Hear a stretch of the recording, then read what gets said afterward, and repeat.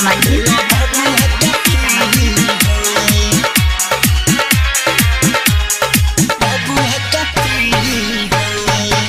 सखी भाता रहा दूधावा पी जाता है, बोलो बबुआ का पी हो।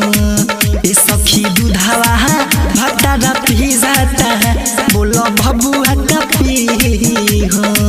हखुबे रुआता जो बना छुआता, हखुबे रुआता जो बना छुआता, बोलो अब का दी हो। ए सखी भाता रहा दूधावा पी जाता है, बोलो बबुआ का पी हो।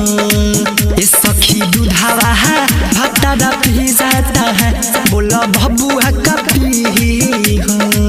हखुबे रुआता जो बना छुआता, हखुबे रुआता जो बना छुआता, बोलो अब का दी हो। ए सखी भाता रहा दूधावा पी जाता है, बोलो बबुआ का पी हो। ए सखी दूधावा भाता रा पी जाता है, बोलो बबुआ का पी हो।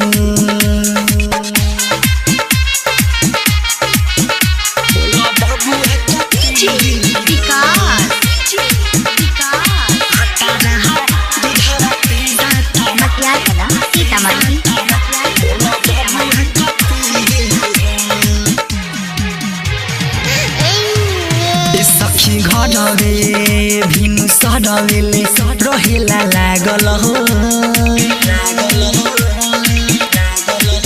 अचके आवे मुह लगावे भइल बा पागल हो। हाँ फल के ने पल पकड़ के कदिला खाली हो। ए सखी खाली हो, कदिला खाली हो। ए सखी घरवे भिनु सरवे रहेला लागल हो। अचके आवे मुह लगावे भइल बा पागल हो।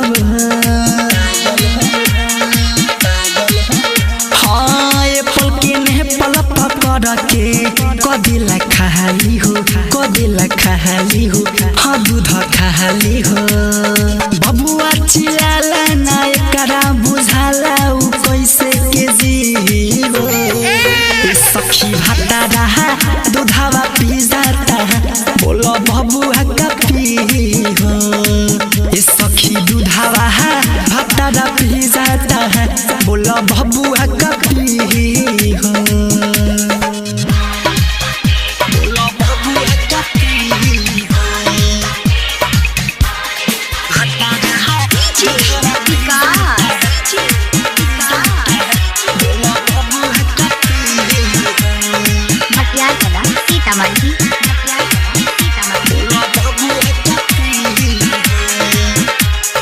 म्यूजिक बाय मुन्ना राज। कहीं बतिया रोज रतिया बबुआ रोता है। आधे रात के दूध खोजे पियला जो होता है। हाँ लइका खेलाई की सखी खेलाई भाता राखे, रे सखी भाता राखे, हाँ सखी भाता राखे। का कहीं बतिया रोज रतिया बबुआ रोता है। आधे रात के दूध खोजे पियला जो होता है। हाँ लइका खेलाई की सखी खेलाई भाता राखे, रे सखी भाता राखे, हाँ सखी भाता राखे।